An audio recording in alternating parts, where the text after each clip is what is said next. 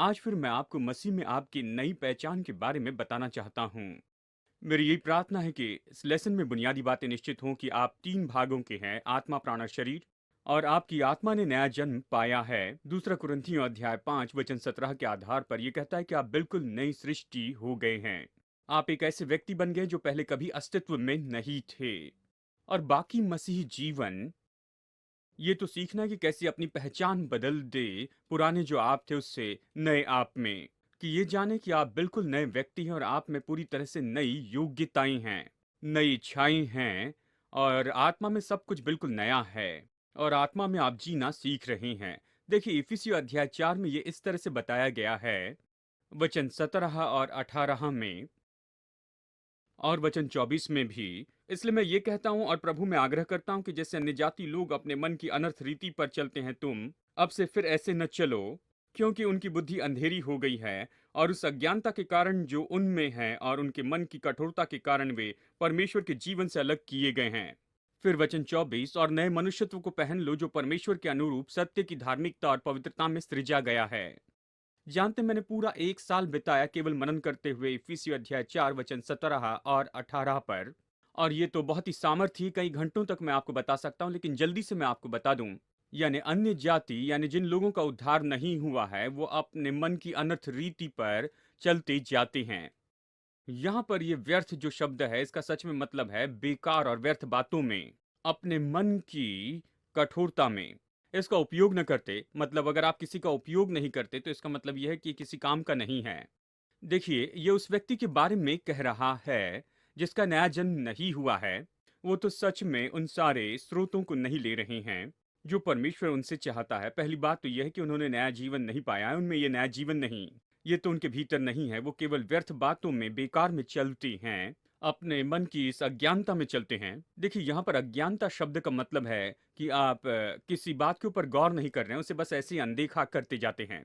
और ऐसे ही बहुत से लोगों के मन है, वो तो परमेश्वर की बातों के ऊपर गौर नहीं करते हैं। लेकिन इसके विपरीत देखिए, जिस व्यक्ति का नया जन्म होता है, देखिए वचन 24 कहता है, वो तो अद्भुत सत्य की धार्मिकता और पवित्रता में सृजा गया है। परमेश्वर ने आपके दिल को बदल दिया है और आपके दिल में तो आप सच में धर्मी हैं और पूरी तरह से पवित्र हैं। आपको आधारित करना है आपकी सारी क्रियाओं को इसी के आधार पर, अपने बारे में भावनाएं और दूसरे लोगों के साथ में व्यवहार इस पर आधारित रखें कि आप आत्मा में कौन हैं और इस शरीर के ऊपर में नहीं, जो कि आप कैसे महसूस करते हैं। जानते हैं, मेरे मुंह पर लोगों ने थूका था जब मैं लोगों को यीशु के बारे में बता रहा था। ये उत्तर कैरोलिना में मेरे साथ हुआ। उस आदमी को बहुत गुस्सा आया और उसने सीधा मेरे मुंह पर थूका। इसके कारण मुझे सच में अच्छा नहीं लगा। मुझे तो उससे प्रेम करना नहीं लगा, मुझे ऐसा लगा कि सच में उसके मुंह पर मारूं। शरीर में मैंने ऐसा महसूस किया और इसने मेरा अपमान किया, मेरे प्राण के क्षेत्र में, मेरे घमंड के क्षेत्र में। मैं तो उससे लड़ना चाहता था, उसे ये बताना चाहता था कि उसके पास अधिकार नहीं। लेकिन मेरा एक और भाग है, आत्मा, जो कि बिल्कुल यीशु के जैसी ही है। जब यीशु पर थूका गया तो उसने कैसे प्रत्युत्तर दिया, जब उसका मजाक उड़ाया गया तो क्या कहा। उसने मुड़कर कहा, पिता इन्हें क्षमा कर, क्योंकि ये नहीं जानते ये क्या कर रहे हैं। तो मेरे पास में चुनाव था, जैसे मेरा शरीर चाहता था मुझे वैसे ही नहीं करना था जो मेरे प्राण में मैं चाहता था। लेकिन मेरे पास में एक नया भाग था जिससे मैं समझ सकता था कि ये कैसा है जब मैं वचन के अंदर में देखता हूं तब। और यीशु कहता है कि मैं बिल्कुल यीशु के जैसे ही हूं।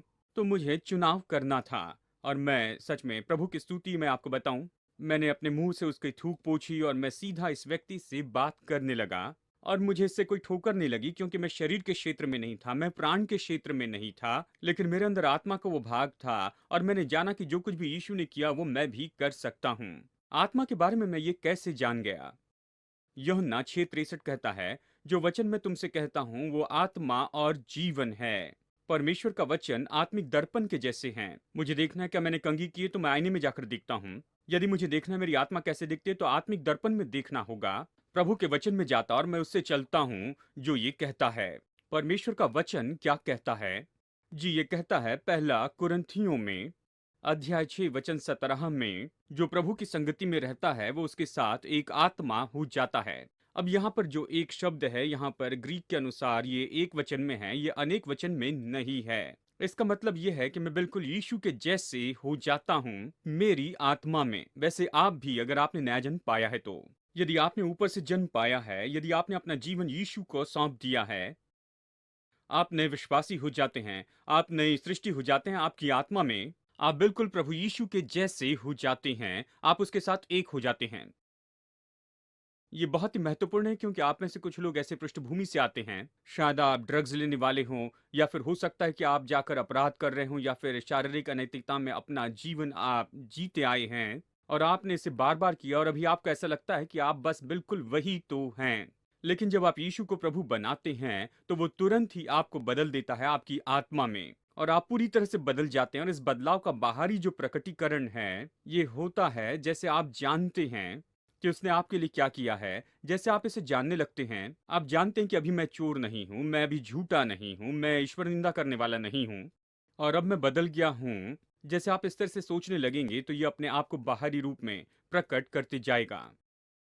और यहीं पर तो बड़ी खबर है, ये बदलाव होने के बाद में जिस तरह से इफिसियों 4:24 ये कहता है कि आप धार्मिकता में और पवित्रता में सिरजे गए हैं।